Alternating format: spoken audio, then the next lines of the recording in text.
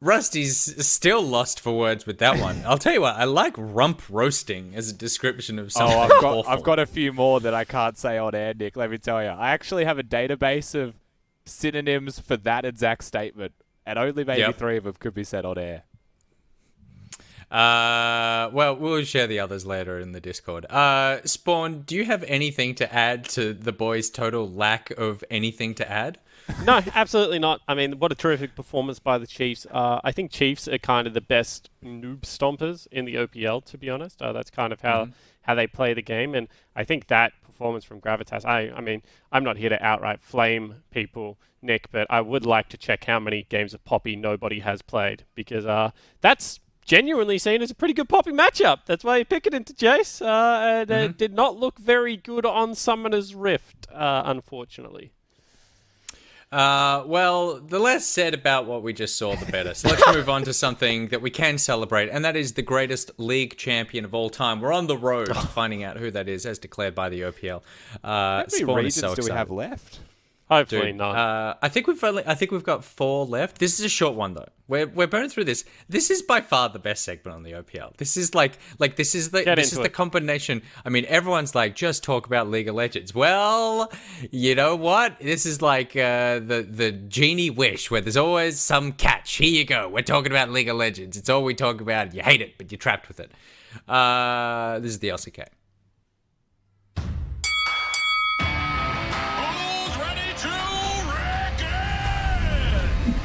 Look up. See the buzzards circling. Fear my sting.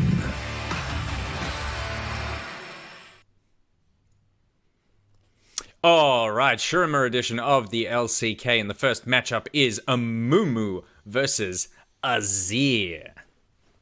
Okay. I think... Very different. Yeah. Well, I just feel like you can't vote for Amumu. What? Because he doesn't have any friends. So I think that's his curse, to go out in first round, isn't it? He's a sad money. Oh, right. So you're trying to keep it thematic. Correct. Alternatively, Amumu wins, so he's the only one. Oh my god. Both of these are great arguments. Because no one else can win. In saying that, I think Azir is a much better character, and I like him a lot more, and he has my vote. Okay, well then we have to go with that, because you like Azir, and Spawn seems to hate Amumu, or want Amumu to be unhappy. Correct. I'm sad to see Amumu go, because I have a fondness for the thematicness, but I also feel like it's the right thing to do to keep him sad. So there you go. Even though chat wanted to win with 54% of the vote, Azir, congratulations. You're the winner of round 1. Round 2. Oh, yeah, Azir. That was a good one. That was actually a good matchup, by the way. I feel like we had a definitive winner, where a lot of the time we're just being thrown these curveball matchups. How would you like them matched up? I don't match them up, but we can give some feedback. You want seeding, right, for a proper fair tournament? Like, you want hard matchups towards the end, but we had a lot of them in round 1. That's true. Well, the problem is that there's a couple of regions that seem to just have much better tier champs. Ionia. There was one, Ionia seemed to be like every matchup was just like choosing between your kids. Yep. Okay, second one, Nasus versus Rammus. The Ursuses. See, for example, why the heck are these champions even in the game, let alone in this competition? Can we vote no one through and just buy a next round? Interesting. It is our... You like Rammus? Yeah, I feel like it's almost impossible to hate Rammus, you know? As someone that played a lot of AD carry, I find that statement completely false. But I mean, Nasus is the same. Nah, I mean, Nasus is real slow. So I can at least QSS with her, and I have like 8 seconds of a good time. You just can't hit Rammus as an AD carry. He removes the option of auto-attacking a champion from the game. Hey, Nick, do you know Rammus's voice lines? No. I did know a couple. I think we had a game with him, but I couldn't tell one off the top of thing. my head. He says a single thing, and it's the word okay. Okay. That's nice. That's amazing. Is it Armadillo that could say one word and just rolls everywhere? That's pretty good. Well, Rammus Actually, that's 66% of the votes so far. You can say roll out and then roll everywhere as Rammus. So I don't hate that. So we're going with Rammus then, just based off that? Yeah. Rammus it is. Someone in chat said, are we voting on law or the game? We're voting on whatever we want. We're just voting. It's literally, we're just voting. All we're doing is just trying to demonstrate democracy, and we're also often ignoring the democratic vote of the people and just picking our own personal favorites. All right, matchup 3, we have Renekton versus Sivir. Ooh, I mean, and these are both good champs, right? Yeah. You can't hate these champs. This one's a bit tough. Look, I am a big fan of Sivir if I was to pick between both of these, and most of that is just because of the win condition memes that go around with Sivir in general. And I'm a little bit sad that we haven't seen more of her in competitive league, because I always quietly rate Sivir as just a good champion pick. Pizza delivery skin is also pretty good. True. Yeah, sneaky cosplay, also a big fan. Yep. In saying that, Darian's Lizard Wizard was actually the funniest moment in League of Legends. Just ever, bar none. How many people do you think in chat as well would know? Actually know what I'm talking about? Yeah, I don't know. I have no idea. Is this a broadcast safe story? Yeah, it is. Like, so Darian was a professional League of Legends player for a team called Moscow 5, and went on to become Gambit. And they were so good that they genuinely could just troll their way to victory. So he would do things like pick Renekton, and then if his team was winning bottom side of the map, he would just build full AP, which obviously does not work all that well. Yeah, right. Or he would go Aatrox, and if his team started winning, he would buy Manamune, which obviously is funny because Aatrox has no mana.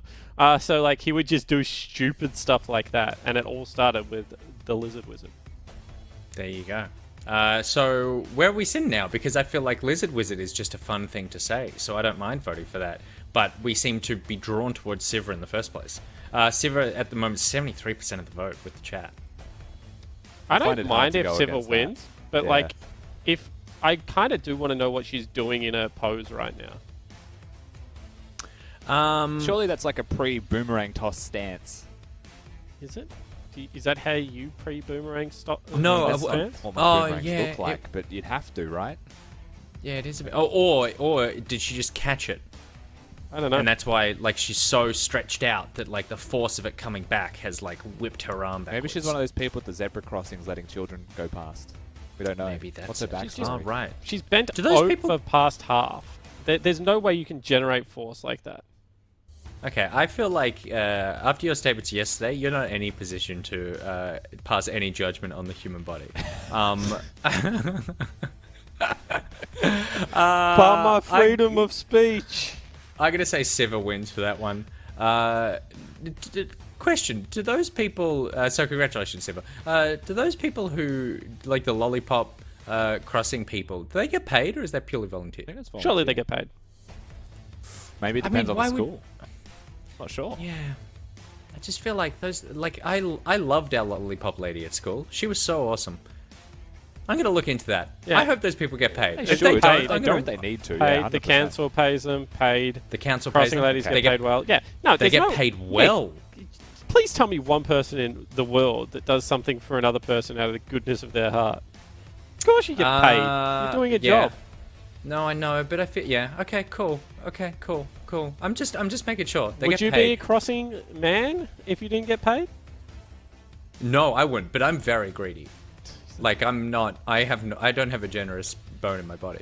But that's good. That's good because I feel like when I get older, that could be a career option. Okay, the final matchup for Shurima. Someone said Jesus in chat, and what is that song that is like? Jesus is a Jewish philosopher, had a lot of bright ideas. Do you know what I'm talking about? No idea. It's called Woody Allen Jesus, and I've now got it stuck in my head. Thank you very much, chat. This is the weirdest segment ever. Like we went from picking lead champs to talk about lollipop ladies to Woody Allen is Jesus. Okay, the final matchup for this edition: Skarner versus Talia versus Xerath. It's a triple header. Xerath. Okay, so Xerath tried to claim all the power of Shurima for himself and actually destroyed the city, so he's out. He's a jerk. He is a jerk. Talia has a hard to say name, and also is really annoying. Yeah, I think I said Talia. Yeah. So I'm gonna go with Skarner. He misses his kind. You know what? I'm a big fan of Captain Flowers. So any opportunity to vote for Skarner, I feel like is a win for Captain Flowers as well. I'm willing to do that for him. That's a pretty easy matchup. And how's the chat going? It's pretty split. Yeah, but 29, 38, 33. They don't know what they're talking about, though. Clown casters. Hold it a second. Just remember who's a mod here. Yeah, you watch yourself. You're ready to get timed out. Yeah. One more statement, Houdini. You see what happens. That is insane. We are nothing but professional here, where one of us is wrapped in a doona. Okay, congratulations, Skarner. You win. That was a very efficient, easy way to get through this process. So congratulations. We are storming our way towards picking the greatest League of Legends champion of all time. These casters and then Clownface. These casters, these Clownface. Okay, we're getting ready for game number 3. PGG versus Mammoth. Mammoth, my boys. If this Doona, if I was I would make this a Think Mammoth Doona. before you say what you're about to say next. Okay, that's acceptable. What do you think? Where did you think? I think I know where I was going with that. Don't worry, I'm reckless. I'm not that reckless. Okay, PGG versus Mammoth. How do we feel like this one's going? I assume that you're both going to pick PGG, yes. but I think Mammoth can do it. No, they cannot. Predictions aside, this is an important game for Mammoth, right, Nick? The one piece of context is that it's a must-win if they want to keep their chance of staying in the playoff run. If they lose and Direwolves win game 4, they're gone. That's right. We've already seen one team gone yesterday, and that was Gravitas being officially knocked out of contention. So Mammoth are the next on the chopping block, but they have surprised us before. Can they do it again for game number 3 as they face up against PGG? There's only one way to find out. Lineup's relatively the same. Mammoth, yes, they are. Yes, I'm getting a big nod from Spawn. So we are. All right, well, we're seeing the teams we know and love then. It's PGG versus Mammoth, and it's coming up after this short break and the Macca's Champ Select. Pentanet is a very cheesy team. They do like to do quite the imaginative things, so we just got to be prepared for them, I think. So going up against Pentanet is also another must-win game. Lately, the drafting has been really strong and they win majority of drafts, and yeah, I'm really keen to verse them. So it's not OPL against Pentagon Gaming. You know, they got a few good players up their sleeves, but I think we've got them figured out. So this time round, hopefully I can give them the clap and, send them all back to Lumbee.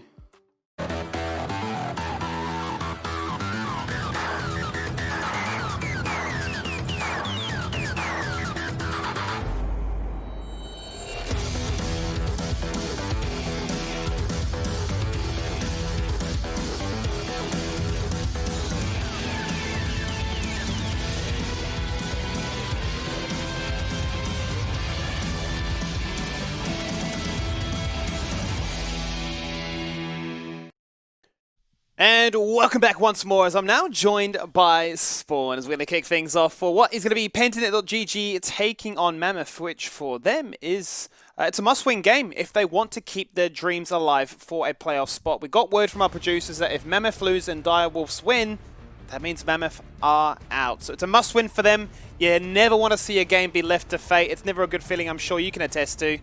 And we'll get to see who they're going to go for. GDX actually still is here. That was going to be my first opening question as to what we would see. I don't think he had the worst game, showcased us the Rumble, but he'll be no doubt looking to try and add to the mix of developing this talent for next year. Yeah, absolutely. And I think when you have a look at GDX, you're expecting the unusual roaming champion pool to come out. He's in the lineup to help Bass as much as he possibly can, Skimmy. At the same time, this Mammoth team has not looked the same since they were able to take down Chiefs and Legacy. They've had a couple of rough weeks back-to-back now, so this would really be turning the corner. They must keep winning and hope that Direwolves lose a couple along the way. Otherwise, we're only week 7 or week 8. I'm about to sneeze. And we're nearly seeing the top of the ladder and the playoffs actually locked in already. Go for your sneeze there, mate, because we'll see what they're going to lock in here. They're going to remove away the Heimerdinger. That has to be the flex pick that Mboma has always been hovering, hiding, and showcasing that when he does get it, he will punish him. We saw it obviously when they went into the Chiefs as well. So for Pentanet, remove as much cheese, discomfort, randomness factors, if you will. But for Mammoth, it's going to be a case of removing what is stable. We talked about it at large yesterday about the Aphelios. Despite his numerous nerves, is still a pick that Praetos like.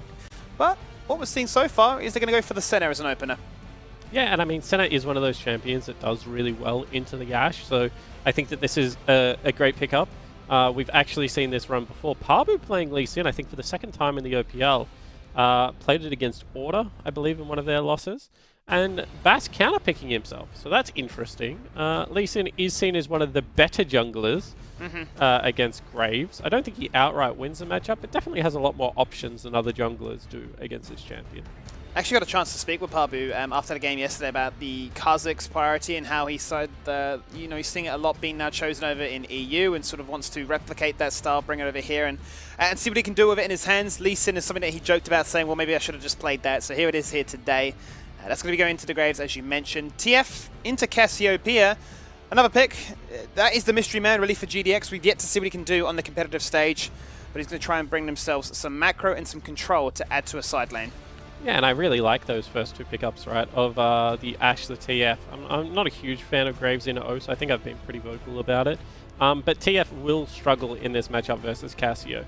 When Cassio gets enough items, Skimmy, you can just run at the Twisted Fate, cleanse the first gold card, and kill him before the next gold card becomes available. It is very much a one-sided matchup.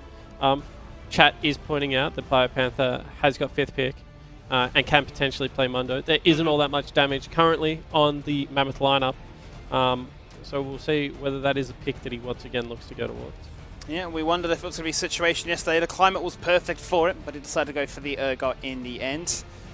Let's see what they decide to go for here. Now we're going to see some of the picks that Artek has showcased that he's quite comfortable in playing as well, the likes of the Morgana and the Blitzcrank. Once again, removing all that unfamiliarity towards the bottom side, because that has been a big part of the map for Mammoth that I've always been a big fan of. When we talk about Pentanet.gg, Predator and Rogue, they need no introduction, so they want to make sure that when it comes class v class, they can show they are in that upper class bracket. Yeah, and Rogue actually, I was going to say, so that surprised me. My point was Rogue currently has a tier list. It seems like he goes like Thresh, Set, Nautilus. That seems to be his tier list. In saying that, I was like, it will be interesting to see whether Rakan, because historically he's a very good Rakan player. He's actually played with a lot of 80 carries that prioritize Xayah quite heavily. But going with Bard is quite interesting here, Skimmy. Potentially meaning that they are going to play more bottom side focus. What a tactic I like to see at the moment is when you play Bard, play around bottom lane, give away the heralds and try and trade some dragons for them, and then just use the Bard ultimate to actually stuff all of the gold that you're going to get out of the first Rift Herald anyway. And a Karma support being picked up here for Artek, so staying in the mage wheelhouse. Surely not. Surely not. I was going to say, they're just taunting him. You'd have to imagine. Will he do it? He won't in the end. No, he's going to go for the BioPanther will. Yeah, for sure. Like, why not play it right now? You can see that they have, double marksman, but outside of that, definitely a very pickable composition. They've got the damage, they've got the protection, they've got the ability to make sure that they can chase members down and make your life pretty scary if you go face checking into that river. Could also go Aatrox as well, but it is just going to be the Mundo locked in. I'm not all that surprised. Mundo plus healer plus hyper carries in the carry roles. This is what we like to see out of the Pentanet.gg lineup. We'll see whether they stay 100% on this pick. 100% in that pick. The only person that is playing it so far and the only person that's finding fantastic success with it. There's always a game where he plays it and he just somehow gets himself so far ahead. He's sitting at 3 items. He pops the ultimate. That's overkill. You just can't take this man down. We've got a lot of hard shove and pressure, poke that Mammoth have put online. The GDX pickup of the TF as well. They're going to try and use that to try and shut down the fact that, as you mentioned, Pentanet might be wanting to sacrifice these heralds and play for turret plates instead. Use the ultimate to cancel out and try and play the macro in that side instead. You look at these two different compositions here, Spawn. Do you think what Mammoth got as a whole here? I mean, I'm always speaking at great lengths about the bottom 3. Do you think that finds themselves enough success to then patch up the weaknesses to get to the ornaments? I think that Mammoth need to win this early game quite heavily. Like, I think that the first 2 Twist of Fate ultimates will probably decide the game. If they get the snowball rolling, then it could be a good one for Mammoth. But I just don't see how, if this goes to 3 items plus, Mundo, Senna, Cassiopeia, how do you ever take down that lineup if that is kind of what you're playing into? That is so hard, Skimmy. So we'll see whether Pabu can protect his laners well enough or whether Mammoth can get that snowball rolling very early. Yep, it's going to look pretty rough when it comes to full 5v5s, but they definitely have the engaged potential between a few of these different champions to get in the face of things. But will the class and the discipline and the strength that has been the namesake here for Pentanet coming into Split 2 be enough to dismiss the threats Mammoth are throwing their way? We talk about pressure being alleviated from a team like Gravitas in that game before. You saw it in their draft, you saw it in their play, but the pressure is definitely coming to a boiling point now for Mammoth, knowing what is on the line. Yeah, it certainly is. And I mean, it would have been... like, you would have got that little bit of hope, right? You took down Gravitas already, then you take down Chiefs plus Legacy, and there would have been that hope of, okay, this is the start of the run. You know, these are the steps and the jog and the triple jump or whatever the caster's been calling it. But right now, you'd be crashing back down to reality. Chungy no longer playing. GDX in the roster. Needs to have a good game here if Mammoth have any shot of making it to that playoff bracket. Pressure on as we enter into game number 3 here in week 8 of the OPL. And as it stands so far, it's looking already like Mammoth know that they need to be aggressive, that they need to dictate the terms on which this early game is fought. They're going to go for an invade towards the enemy blue buff. Now, question is, what is the Pentanet response so far? Quite top lane heavy stacked. I've got the vision ward down to control the idea if they were to go for a late invade. And that was a big strength that, Chiefs were able to abuse yesterday into Pabu, was shutting him down earlier and just limiting his ability to do too much. Now, that is the insane pressure and poke that this bot duo can emit. That's Praetor dropped down to half, and that's for sure a recall attempt back to base. Yeah, but Artek's going to try and stop him. Is he still on vision? He is. So, puts down a ward. Actually burns both wards. I don't like that second ward, Skimmy. And I'll let you know why in just a second. Are they actually going to go for this? They're still waiting for that wave to crash and then zoning them away from this one. That is the craziest start to a game I've seen in a very long time. Because now, you didn't start in lane, so do you still get control of the wave here? You don't. You don't get first access. So now, PGG actually determine what happens to this wave, technically. And Pabu is pathing down, so if he just goes really quickly, they don't actually have a ward because they burnt the second ward. So... yeah, that second ward kind of sucked, to be honest. And you can see they are electing to try and shove this just a little bit. It is right now pushing into the Pentanet.gg lineup, meaning that Lee Sin could look for a cheeky gank. Certainly could do, for the points you mentioned. There is no vision in that river or the entrance towards it. Obviously, they will know that he's at the blue buff, but that's soon to expire. And, well, the question now becomes... how quickly can they hit level 2? Can they be the first ones to hit level 2? Can they still find the pressure that this composition is designed to do?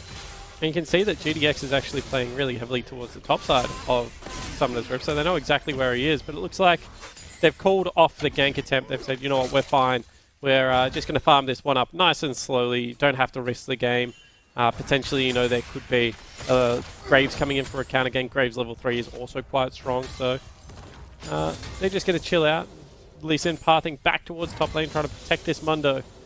And not really all that much exciting happening outside of that crazy level 1 skimming. Yeah, pretty crazy level 1. Something that we hyped up and then almost like cast a curse. Things tend to happen when we say things that go against the grain. As GDX is going to be keeping himself locked in place, and despite being down a little bit of CS, the passive of TF will do a big wonder of obviously stabilizing things there when we do eventually get to check in with that chart. Some very defensive walls placed down so far, but with the wave gone, beautiful gold stun will prevent Get Back from getting some very strong uptime here as both junglers collide right now around top river. We're going to try and zone him away and say, this scuttle, it belongs to me. Yeah, not very often that... hold the thought. Neither top laners have flash, so it's not going to be a kill. What I was going to say is not very often you see Graves actually get, bullied out of river. Went for the exact same path as what Pabu did, actually pathing back towards top side after a top clear. But we'll lose out on that Scuttle Crab. It will just be one apiece. Slight advantage for the Graves early on in this one, but credit to Pabu. He is farming very, very nicely. And as a result of that little Biff top lane, not only will both flashes be burned, but both teleports to get themselves back. Now both junglers are in the area. It's a battle of the mid-duo. What can they do here as the damage comes on through? That's a flash defensively here from the Twisted Fate as Bash tries to 1v2, dashing on in and providing himself with 400 armor to try and survive that trade. It's not going to be enough though. And it's just another glimpse of the aggression that each team is throwing each other's way. And both duos kind of making the same mistake there, Skimmy. They don't go on the same champion. You saw that Get Back was going aggressively onto GDX, however Pabu was fighting Bass and couldn't just get alignment of damage, which means that while some of the spells are burnt, no kills going to fall down this early. Artek is quite low in this bottom lane, needs to be careful of this Glacial Augment Senna. Does do a surprising amount of damage. You know, auto attack into Q into auto attack. Will be able to chunk you down, now burning through some of those biscuits and potions, and this is going to be an early reset. That level 1 has bought them a pretty massive gold lead, however. 38 to 27 farm. Going to have a tempo back as well coming in. See whether this Senna actually feels like she can take the recall here. She is going to. Doesn't feel like can get the wave out. Oh, that's painful to watch. Yeah. Praedyth, he's tilted. Yeah, Artek has just been a thorn in his backside at this stage, being very, very annoying, forcing him to burn through that mana as quickly as possible. Trying to stack up. Obviously, this is not a fasting Senna, so the souls aren't going to be as easy to acquire. But Artek, still not going to go for that shot, but going to make sure that they can't either. Yeah, well, the reason Artek isn't going for the shop is because, and I think they've made a mistake here, you could see that Bass was actually hitting the Raptors, which he shouldn't have done, Skimmy. He should have just been here to help fight this 3v3. Now the wave is so big that if they do freeze it, they're going to cost themselves a lot of health, but it looks like it will remain frozen. Okay, so at least the bottom lane of Mammoth on the same page here, knowing that they need to be able to freeze this one out. Yep, Artek going to use that health bar to sponge all the damage up, then get himself a nice little recall, and then finally be able to pick up some items to assist in the 2v2 skirmish. There's the Codex, a bit of CDR, a bit of extra damage to assist in not only the shields, but the poke that is making Praedyth's life pretty rough to start off this game. Yeah, absolutely. And on the flip side, you see Praedyth comes back with a pickaxe and a tear. A lot of people would make that mistake of going for just the outright... Mana Crystal. People would make the mistake of going tier in this scenario. I think it's way better to go with pickaxe, gives you some good combat stats for the laning phase. Against Ashe, you know you're going to have to fight. You're playing a bully lane support as well in something like a bar double range. So I think that when you have a look at kind of the itemization path chosen by both of the bottom lanes, it is quite smart. We'll see whether Internet now have any strength to come back in this lane. There's going to be a battle of uptime there, as you can see. Mboma going for the tier 2 boots rush to make sure that he can get as many attacks out as possible. Assist with the lockdown that himself and Akama possess. But as you highlight, obviously running the Glacial Rune is the Senna. The pickaxe will assist in the uptime that he can do. Root does not connect, but that gives Artek an invitation to go for the Tevin. Now that will go on through as he gets dropped down to half. The Mist won't protect him. Ooh. But the Mist will definitely allow him not to get targeted any further, but still down to half is he. What a great trade coming across from the Mammoth bottom lane. They're actually styling on Pentanet right now. After that level 1, they've been able to get themselves 16 CS lead, as well as a couple of turret plays. They're going for a dive here. Teleport coming in. Teleport in. There's the smoke screen. A beautiful stun! He flashed right into it! You said it! Never flash forwards, always to the sides! And then they're going to find themselves a second. Artek falls them down. I'm probably hoping for a replay to figure out what happened there, but regardless, they get the dive, they get the kills, and they'll get some plates too. Yeah, really nicely executed dive there from Mammoth. GDX actually looking the goods in this game, but I am very curious how someone died in a 2v4 gank. Like, that is just bizarre. I assume ignited under the turret and drew early turret aggro when maybe shouldn't have gone for it. As now Pabu starts up the dragon, you can see his support is coming in quite quickly, but GDX on the TF is quite tanky at this stage of the game. You know, with the makings of that Catalyst of the Ages. Yep. Always have to be careful about fighting TF at this stage. He has got such good utility and tankiness. Oh, they're going for a collapse right now from 3 angles. The Magical Journey buys him some traction, takes them across the terrain, and cuts off an angle that Mammoth had not accounted for. Might have cost some bottom lane turret here, however, because you can see that Rogue as well as Praedyth are not in that lane. And GDX is going to get control of this. Take a look at how this dive went so pear-shaped. Rogue does the right thing. He leaves the turret nice and early. However, I think that as soon as TF is a person that shows here, you should know that you're going to die. And it was just flash forward and ignite through turret anchor on Praetor. Really well done there to be able to trade back at least 1 kill for his team. That's clean. He'll take those in a situation where they are so mismatched. I'll give him a little bit of time to patch the weakness as what this bot lane has been, because that is a 10-minute turret soon to fall on down. A 2k gold lead, and yes, they didn't pick up the dragon, but this bot lane belongs to them. Certainly does. And this is really interesting, the fact that they have decided to not match and instead just go for the turret. I always say that if you are ahead, Skimmy, you never want to trade. You always want to keep matching the opponent and winning these team fights. You can see how much gold they're actually up at the moment. It's about 2,000. Make it 3,000. So the fact that Pentanet.gg is getting anything on the map right now is technically a win. They're going to be able to pick themselves up a Rift Herald. Maybe they'll be able to get themselves some turret plates towards the top side as well. And Bowman needs to be careful as well, because he's and that could be a rundown kill for BioPanther if his support shows anywhere. Certainly could be, but I believe they do have vision now on the map as to where this Bard is, rotating through top. On his way to assist and force a 3v2. And that has to be the question now. Where does Pabu look to make up the differences? Where will this Herald be utilized? How will they get themselves back into this game? Will they look to try and break through mid and open up the ability for Get Back to start roaming on through? And setting up the stage... Sorry, Skimmy. Setting up the stage... You're always so scary when a Cassiopeia is off the map. That's my only question as to why they might go through mid.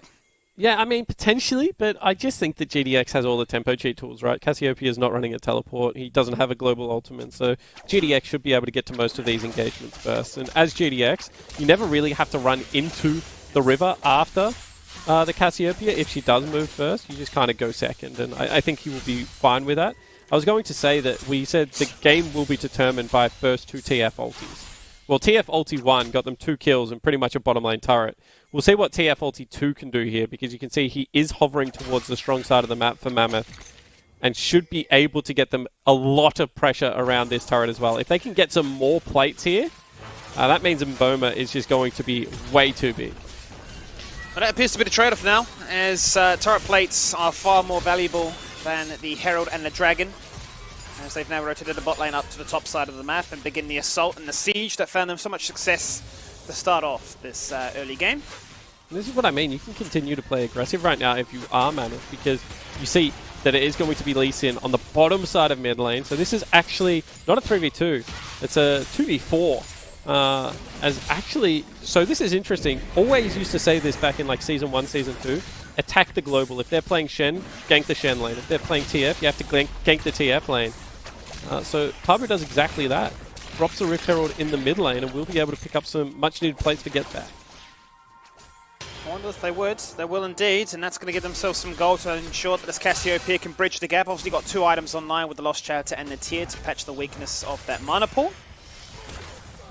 But more money, more mana. I wonder why Liv isn't going all in here. Ooh, there's a Tempered Fate, coupled with the center, which actually gets cancelled out because he was still in stasis. That's a bit of a negative synergy there. Okay, so bottom lane, you can see that Lived actually has ult still and does a lot of percentage health damage. You can see Mundo was running around in front of him, and it's always strange to me when you don't ult Mundo when he's only level 10 very early, because his ult actually costs him health to use initially, Skimmy. Yeah. It's one of those, you use health as a resource and then you'll be able to heal back up. Obviously, it is percentage current health, so the lower you are, the less damage it actually does to you. But I think he was maybe in 1-hit range from a Brittle proc. But Liv deciding to not go for that one. Instead, we'll just continue to farm and continue to scale. Is down slightly in CS. It's only 11. But Ornn obviously going to bring more kind of utility. He's got a big teamfight ultimate. He's also has the ornament, but Mundo, just pure stats-wise, is a way bigger ball of stats than what Ornn is. Yeah, it certainly will be. We see the likes of a Sunfire, Spirit Visage, then a Warmogs, and that's it. You got the Trinity Force of items when it comes to being a tank. As Liv will just use that ultimate to trim the wave, won't make himself an easy gank target, because you can see Lee Sin's in the area right now, making a 3v1 underneath this one, as the jungle of Bass is actually distracted, taking the turret right now. The arrow comes across. I don't know how that missed. It doesn't connect. That could have been a trade around and a brutal prop, which would have made it a 1v3 fight win. But Lived is very lucky not to die in that exchange. I think what we just saw there is the delayed flash spectator bug. Actually, dive coming out on mid lane. It is indeed. Destiny will be procced, and that means you can't hide from this vision. There's the collateral damage. The execution from afar. Because cool guys don't look at explosions as they continue their siege on this map. 1 turret to 0 so far, but all these turrets are falling down low. And the gold lead will continue to favor the side of Mammoth. And you can see Mammoth are rolling now. They got themselves that first dragon. They're rotating into the bottom lane as well to be able to collect all of that farm. 2 turrets now going down. Ornn maybe going to take the third out of turret as well. And 15 minutes into this game, they are so far ahead. And Skimmy, it is the recurring nightmare of PGG's early game. Seems like Pabu has a good idea of what he wants to be able to achieve and how he wants to go about it, but the rest of his team is so inconsistent in the earlier stages of the game. And unfortunately for them this time, they don't have themselves an Aphelios to be able to dig them out of a hole. They're going to have to rely on Senna. She's a world away from being really that true terror. Obviously going for the Mana Moon, only at 20 stacks I saw in the Absolution as well, so not going to have the insane amount of range that you commonly see. You need a fair bit of time to really match this Ashe. Yeah, well the thing is like, you know, Senna when she's farming relies on, you know, it's not like a genuine support. She needs items to do damage, Skimmy. It's not like some of the other weird supports we've seen run around, like Pyke, where Pyke with 3 items, similar to Pyke with no items, just has a great execution. Yeah, for sure. But Senna genuinely needs those items so much. And I think that when you look at the CS, like 120 CS at 16 minutes into the game, that is so low. Because I was thinking to myself, wow, Pabu's farming really well to be this close. Hold the fort, Boma in trouble. And Boma does have the flash. He's going to receive so much. The coupling of 4 different ultimates. They come together. X marks the spot, and down goes Mboma. And able to flash out of that Tempered Fate that started all that fight off. And now, it's going to continue. I'll take some trouble. Yep, they're hungry for more. The Sonic Wave hits, it connects, it lands, it does the damage, and he flashes forward to guarantee the kill, safeguards away, and baits out the Call of the Forge God. It's Lived. Well, he tried to turn that fight around and try to find some silver lining, but it's not going to be enough, and that's crucial timing as Pentanet can look to achieve the second Herald. Yeah, it absolutely is. Like, with how strong Mammoth is right now, to be able to get a objective against the flow of the game, this is big. Rogue flashing forward, hitting the Cosmic Bind. That's going to ensure that GDX falls on down. Mundo in the action right now. The ultimate is running. He's not taking that much damage, but he's getting lower and lower. Flirting at 20% is he, as the root from center connects. They find that target. An arrow from downtown. Volley, 1 auto. There's the Bard gone. And Boma, the fight went on for such a long time. He even had a chance to respawn and react to make it a winning one. But when the dust settles, it is Pentanet that pick up the Heralds. And that's a 4-for-1 trade for Pentanet, who were 4,000 gold in a hole before that started. Just huge wins across the board. You can see that Biopanther starting to get tankier, becoming that problem that we've seen before on the Mundo. And you can have a look everywhere else. Get back a couple of cheeky kills now, stacking up on this Cassiopeia. The game was looking very dire, Skimmy, but with one team fight, Pentanet.gg back into it. Especially when we see the success rate of a team that finds themselves the first 3 turrets, what actually substantiates into. Be it Elders, be it Inhibitors, be it GG screens that favour them. Pentanet have done a fantastic job here, finding a moment to try and stabilise in the mid-game and ensure that this one will still have more time on their side, which is what favours them as a whole. And a different look from Pentanet, because normally when we see them fall behind, Skimmy, what we see from them is the ability to be able to funnel farm onto key members and take, you know, neutral objectives like towers. This time around, however, they got back into the game for a fight. And that's not something I can remember saying about Pentanet in this season. So we'll see whether this is a new kind of look for the team. Still very far behind on where they want their carries to be CS-wise. The Cassiopeia farming at a good rate, but this center so far behind. And as we keep mentioning, GDX is supposed to go down 20 CS. That's why TS gets additional gold on his passive, because it's definitely his playstyle to sacrifice some creeps. And I'm glad you brought up that point about the difference there for Pentanet, because if we look at the last 8 games, you know, every single time Predator has been playing those hyper carries, the likes of Aphelios, Misfortune, Vayne, everything that will soak up all the farm and say everything has to come to me. I don't want to go for those fights, but based on current circumstances, That's the only option they have available to them, as the second hero will be summoned, and it will finish off what it started by taking down the mid-tier 1. Duskblade is there now, so Creative continues to find a little bit more power, bit by bit. Do they go for the fight here?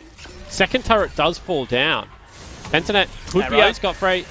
Red caught Rogue. Is that the target they're after? Stun, headbutt, damage. He's gone. The Tempered Fate won't be enough. The emote goes out. But he's going to fall on down. That's a 4v5. However, that is going to be 3 turrets traded for a dragon and a kill so far. I would say worth for Pentanet.gg. Can they defend this mid lane tower, however, with just Sasena? I'm not so sure, Skimmy. You can see them pinging out actually wards behind the Mammoth lineup right now. I think that would be crazy to go for a fight. Bio could have an angle if he decided to go for this one Okay, right now. maybe now. Take down to half. The Sonic Wave lands. You can see Pabu with the trigger finger, so keen to jump in, full step fight and dash on through. Not going to happen, however. The reset will come on out and out. Item spike number 2 for the Mundo. There's the Spirit Visage. Warbox to follow. Yeah, he's already a very beefy boy, isn't he? That's a scary Mundo at this stage of the game. You can see Manamune still being stacked up. It is 20 minutes into the game. Centers generally get it, you know, after the 25-minute mark currently. He's definitely not the best stacker. Some champions stack Manamune through, you know, spells and tier through spells. That's what Cassiopeia does. That's why she has her tier completed and upgraded by, you know, 20 minutes in. If you are an auto-attack stacker, however, like an Ashe, like a Senna, you can't expect it that early in the game. That's why I prefer it on things like Ezreal or Cassiopeia. You know, even Jace doesn't buy it anymore, just because of that. Meanwhile, top lane, Mundo is going where he pleases. He certainly is, and this is literally Mundo to a T. He runs you down, he hits you with a cleaver, and you just get whittled on down. Now that's a dive attempt topside now to try and take out the solo laner. As Pentanet look to do the exact same on the bottom side of this map, and they'll be successful, they'll be clean, and they'll take 0 casualties. And that's a big win once again for Pentanet, because BioPanther got out for free. On the flip side, however, you can see that they've started up the Baron. They do not do this quick enough. Get off the Baron. This is how you lose a game. They had to stop this. Pentanet were in the mid lane. And now they might lose the Baron themselves. Because they have, you know, Mundo, they have a lot of utility to be able to keep healing up, and they saw how low GDX was there. Not to mention the fact that Lived was dead.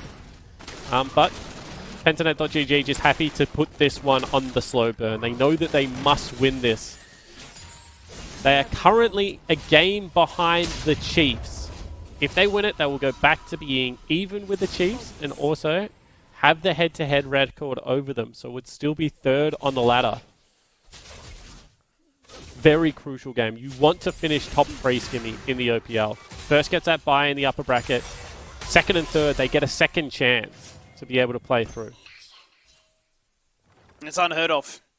It's unheard of, and it's a lifeline that you're definitely going to want to take. Because why wouldn't you?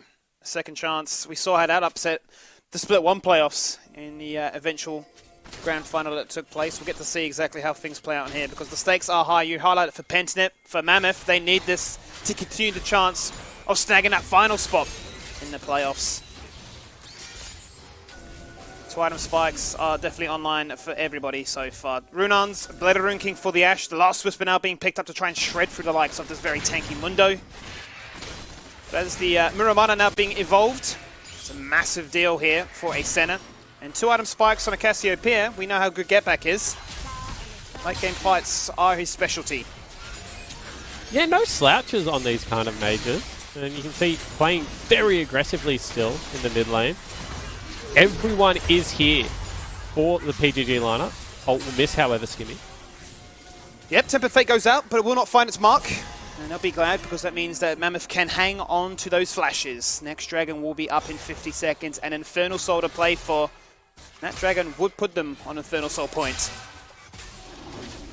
And I think if you're Mammoth, that's what you're holding out on, right? We said that they don't necessarily scale well, but that Soul point would be very useful. I also think they do have, you know, they've got some damage. I don't think they're going to be able to take care of BioPanther anytime soon, but anyone else that gets caught out should fall down relatively easily. Yeah, the only healing cut at this stage is just through the Graves. Ooh, that's very interesting. It is the case, and you can see that it has been the prioritization of armor penetration for the Ashe. when really the only person with armor is Biopanther. So you would argue if you don't have that healing cut to be applied, you know, say Graves isn't in the fight, then the armor penetration isn't really going to do all that much against a health tank. That's what I find interesting. Means that he's definitely got a priority target he wants to be trying to hit if that's all he can hit. Ensure that he can join the rest of his team, no doubt. A Mortal Reminder upgrade is his preference to try and get the healing cut as well.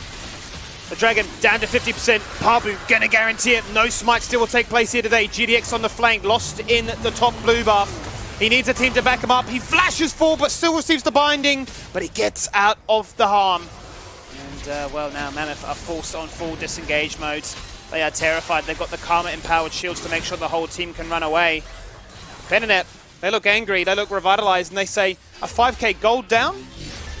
I don't think it even existed at any stage of this match right now. It doesn't seem to be the case, because they're the ones bullying away Mammoth. And they're just chucking out arrows, hoping for the best. Yeah, and that was definite miscommunication there from the Mammoth lineup, because you could see the trio wanted to go forward. However, GDX, as well as Bass, were nowhere to be seen in that fight. If they get a pick there, maybe they can start up a Baron, maybe they can force a misnumbered team fight. But now you just have Biopanther, there's Mundo in the side lane, 252 CS. Cassiopeia, 3 kills, 263 CS at 25 minutes into the game. Whilst Praedyth isn't going to be the biggest carries, I think the solo laners are going to more than make up for that in this game. Well, let's look to see how they can set themselves up. Baron feels like a bait at this stage of the game. They know that Mammoth will want to play for their soul point, but they've evened things out to a piece now. They've bought themselves more time in typical Pentanet fashion. More time to get those items online, more time to make that man on your screen right now, the monster that he already is, to build it just a little bit further. Sitting on the Bramble Vest, going to delay that Warmog just a little bit more. But with the Rylai's Crystal Scepter now online here for Get Back. It's a massive deal. If you get locked in any of the poison, there's not much that you can do. And I wonder where this game goes now, Skimmy, because we had such a quick start to the day. Legacy taking care of order in no short time. Chiefs came out, you know, 23, 24-minute win. I can't remember what the time was exactly, but it felt like that one was under half an hour for sure as well. This game, however, has stagnated. Mammoth had a huge early game lead. It was 4,000 gold at one stage. Now it's only 1,500. And their comp is definitely not 1,500 gold better. You know, once Mundo hits level 16, once Get Back is there as well, you feel like they are definitely out-comped. So we'll see exactly how it runs. They're trying to clear out vision around this Baron, but they did miss the ward on the ramp. Meaning that there's not really all that much threat for PGG to be able to phase check this one, because they can see what direction Mammoth are moving off every single time they come into this fog of war. Lived yet to join up with his team as well, worth noting, as he will have the level 14, so the ability to provide an ornament upgrade on the likes of a Black Cleaver or the Blade or the Rune King. Doesn't see that it is necessary at this stage. Quite content pushing out those side lanes, continuing the lull as we wait for this next dragon to spawn. Yeah, maybe you give away your first one to GDX as well. Give him a little bit more armor, especially against the lethality users of the jungle as well as Praedyth. Artek gonna face check? Artek, oh, they tried to insec him, but Mboma, too slippery in that situation, gonna turn around with his arrow. The cleanse comes out from Praedyth, he respects that one. Here comes the Pain Train, knocks up 3, GDX finds 1 with the cards, finds 2 with the cards! He's locked them in place, this is a fight they've been wanting. Tempered Fate capacity is insane as the Petrifying Gaze locks them down twice as nice. Summoner's being burnt thick and fast here as Pentanet are now put on fast retreats. And this time here, Spawn Mammoth, they can go to the Baron. And not the full commit there from Pabu, because if you want to kick the support back, it should always be a flash kick. Skimmy, if you know the Summoner spell is available. Instead, he went with the Ward Hop, the traditional insect, as you called it. That means that Artek gets to safety. The turnaround engage was beautiful. What an ultimate from Lived. He's down 60 CS, but it does not matter if you're able to hit 3-man knockups like that, and then GDX comes in, takes care of business. There is this misconception that Twisted Fate does not scale well. He has great AP ratios, and the consistent stun cards coming across. Now 3, 1, and 2, going towards a death cap with the Baron buff up and available. This is definitely Mammoth's time to win the game. Certainly is. You can feel it. 20 seconds, that dragon, as you say. A point-and-click stun that lands for 2 seconds, and, well, it spells disaster right there. They couple it beautifully. The respect is shown between both cleansers having to be burnt immediately, but that was not enough to prevent the outcome going against them. Now they're going to show up to this one and see, do they have what it takes to try and match this. Fawn Mail here for the Biopanther. Rapid fire cannon on the center just to give them a little bit more range to try and find that crucial target. Arctic is gone! I mentioned the poison lands, and it's a death wish. You fall on down from that. As, well, TF is topside. It's looking like they're going to sacrifice this one unless Bash tries to do something crazy. He gets kicked out! He tried to ulti steal it. Will they delay the recalls? That is the big question right now because GDX is trying to break open the base. And that's all you needed to wait for if you were Mammoth, is GDX to have some pressure on this top lane turret. They needed to play the dance just a little bit better, but 2 left feet, unfortunately. And now you can see Mundo going to try and chase him down. He just ults out. That's a bit anticlimactic if you're Biopanther. Yeah, no stun for him. No bit upset there. Call of the Full Drive was actually used there to buy a little bit more time. I wasn't able to get any sticking damage towards that top in-him turret. But it's definitely opened up the map a little bit further to continue the pressure that they worked so hard to achieve to start off this game. And what was a 5k gold lead within the first 15 minutes has once again returned. And now I think you need to, like, once again wait for item spikes, right? Because you had a window there where you were sitting on all of your item power. All the timings were achieved. However, you get picked, you lose another dragon. GDX probably wants himself that death cap to be upgraded into the crown by Lived. You would also have to assume that that's going to be an Infinity Edge coming out for Mboma, who is a Flame Horizon ahead. So I think that, you know, now you put the weight on. Lived, once again, isn't farming. They're giving all the items to the carries. The healing cut has been applied. The ultimate has been used to try and counteract that one, but as a Tempered Fate locking in place, the Ornn, who is going to slowly be whittled down, but he will fall on down. As the face check of Amundo proved to be too successful. And for those in chat saying, why would you pick a Dr. Mundo over something like an Ornn? Well, that's exactly why. Because just the raw ball of stats that is Mundo, when he gets to this stage of the game, is so much more efficient in a 1v1 sense. You know, obviously Ornn gives his team about 5,000 to 7,000 gold, maybe a little bit more, depending on what items they build, as well as a couple of extra grand to himself of stats. But Mundo just has that built into his kit. He has tenacity on the W. He has damage reduction built in. He also has the fact that he's got an ultimate that heals him for his whole health bar if you have a Spirit Visage. You can see that those factors are just key, and he does so much more damage.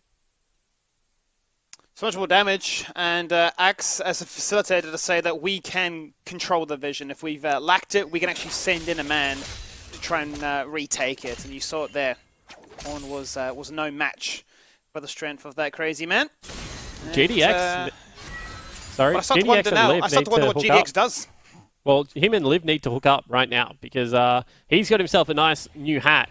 Probably sitting on the 1 key, and he's waiting for the level 16 to be achieved. This is why I don't like upgrading things like Black Cleaver, because you need GDX to have that hat to be successful. However, Pabu potentially going to look for a 1v1 here. I don't think he wins this. I think GDX just kills him. GDX is out. Oh, no. Ulti out very early. Nope, the ult's going to be cancelled because it's been fully connected upon. He's, he's relegated himself to trying to take this turret, and that's not going to be successful either. Why did he not just fight Pabu there?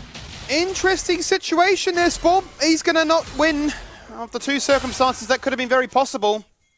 And he's down now for 50 seconds. I can't figure out why he didn't just run down the lane and start hitting Pabu. Very interesting game plan there from GDX to try and take the turret. It is very low. One mistake from Pentanet.gg now will cost them the game, but every time it looks like this one's clear-cut, Skimmy, and a little bit decided. Pentanet.gg are fighting their way back into it. They are finding opportunities to give themselves that out. That could be enough to win them this game.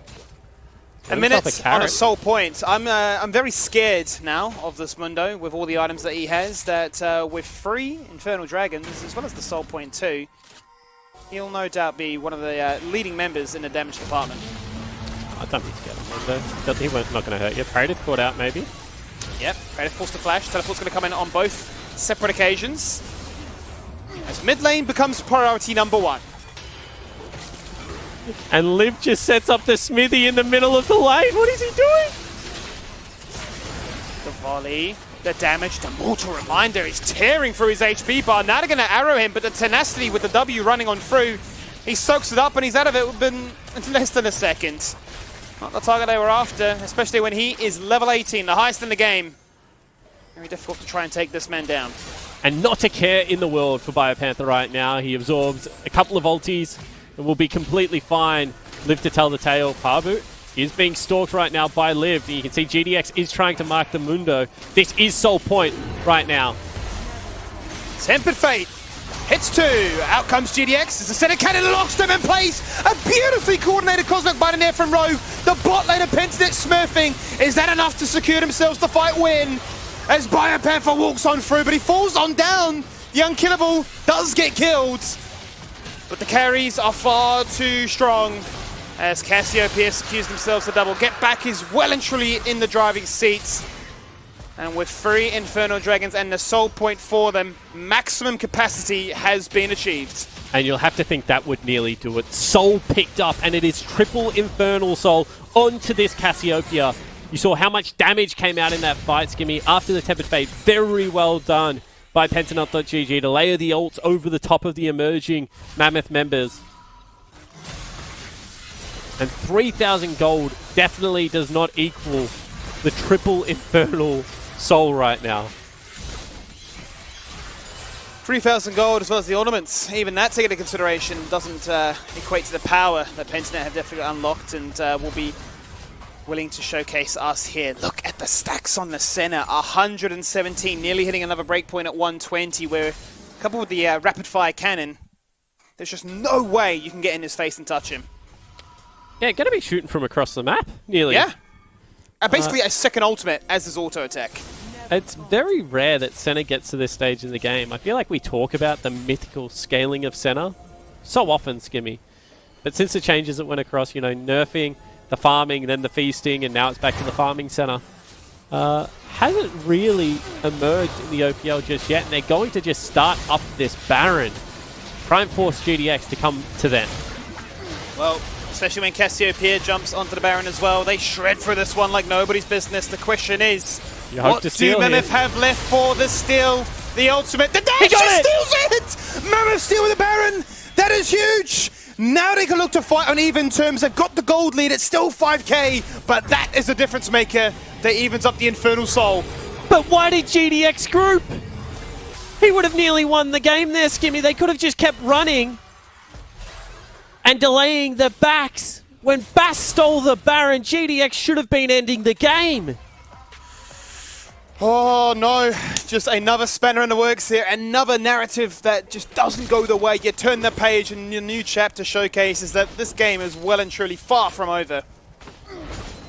And I cannot believe that GDX would leave that bottom lane as soon as you say we are going for a steal and not a fight. And that's what we saw, because Bass flashed over the back wall.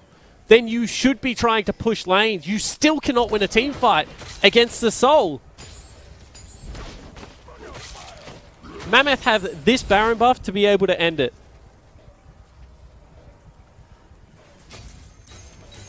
Tension in the air. You mentioned it before. This is for Pentanet to be outright third. This is for Mammoth to keep their playoff streams alive. Both teams fighting with pressure. Both teams playing with discipline because they know how much it means. It's come to 38 minutes. Bio's going to push another turret, but has been told to come on back. As Mammoth are utilizing this Baron buff, much like you asked, to try and break open this base. They need to find an inhibitor. They need to find a kill. The respawn timers are so high. We're looking at 60 seconds and onwards. That could be enough to try and close out this match. The issue, Skimmy, is they haven't synced their waves. Look at where bottom wave, it is so far away. There's no way that they're breaking the base off these creep waves. So instead they're going for a reset. They're trying to pick up the last items. They think maybe that they can win this through the pure stat check. And look, it definitely isn't an impossibility. But this is just absolute craziness that the game is still going at this stage. Not very People often saying we Pablo get to see 2. items be fully stacked up, right? Not a situation where we really get to see 6 items complete, but we're getting very close to it. Yeah, and, you know, people saying Pabu a couple of levels down in that. True, but when you Lee Sin with kick available and someone gets into the pit, that's kind of your fault. The whole point of Lee Sin's kit is that he should never be challenged on those objectives. Should look to be dashing over the wall, kicking them away. Bass is also 277 CS Skimmy, so he is quite a big boy in these fights. Level 17 as well, looking to be a carry. Cassiopeia is going towards the completed 6 items. We don't talk about this often either, but as she farms, ticks over onto her passive stacks, and obviously doesn't wear boots Skimmy, so can go for much more gold efficient items. And it looks like they've just stalled the game out until the Elder fight. Very well played here by Pentanet.gg. Baron, non-factor. Stalling complete, but the stalling continues in the same vein as we are now playing for an Elder. Will that be the final nail on the coffin here? That is up in 60 seconds. It's all eyes on these lanes, prepping them, preventing them primarily, there for GDX to hit that switch and go for the backdoor attempt. Okay, now let's see how Mammoth try to play this dance, because the way that they've played the dance historically, Skimmy, is that they've tried to keep GDX in the top lane and add pressure and try to keep control over the objective side. Now what we've seen multiple times now is members of Mammoth are getting picked off. So we'll see whether that is, once again, how they continue to play this one out. You can see the 4 is grouped, and Biopanther instead this time says, I'm just going to mark the Twisted Fate. You know, try and push him out of the lane. Try not to give any window for him to be able to end.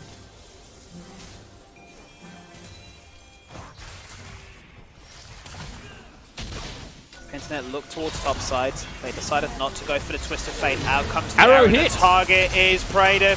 Call of the Forge God R2 is going to knock up one more. Rogue in trouble. Collateral damage isn't enough. The shields are huge. They disengage. They bait out both teleports. Destiny and TP here from the Mundo. Everybody invested. TF running straight through mid. The dance begins. The Elder has spawned. The flank continues. The Mundo is locked in their sights. That's who they want. Petrifying Gaze is huge. Will it be enough to win the fight? They take it in Boma. That's a shutdown. The turrets are fully gone down though, however. TF is going for the end. I don't know if you can go much further with this one. What is the response from Pentanet? Because from Mammoth, it's delay these recalls, prevent them from being healthy, prevent them from doing much.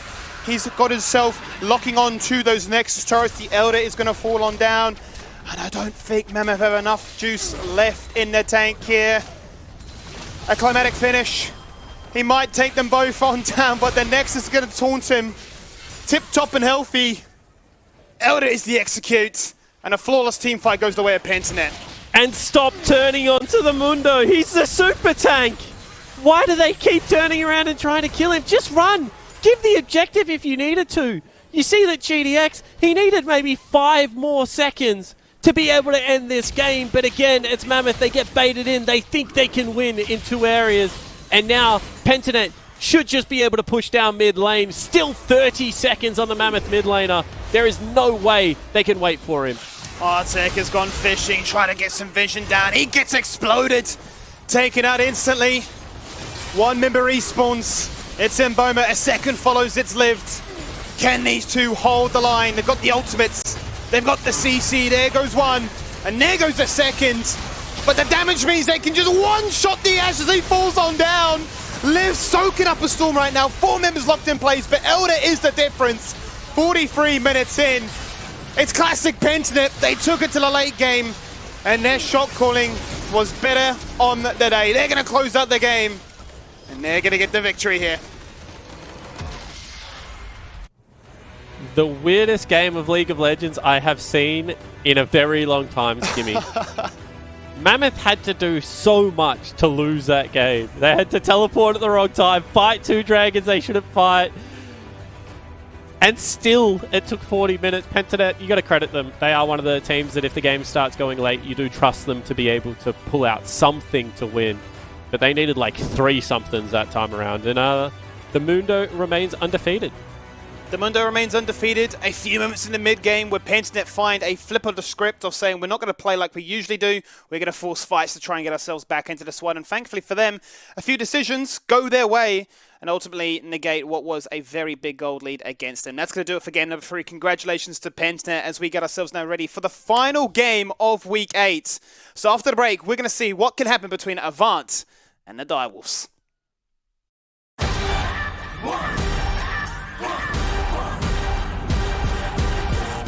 Today is the NeoSurf Cup, and we're going to be playing against Misfits, so hopefully we can bring home the win.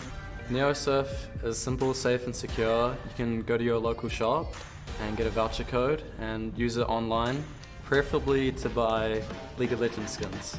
He's got it! This is deadly! He's got it!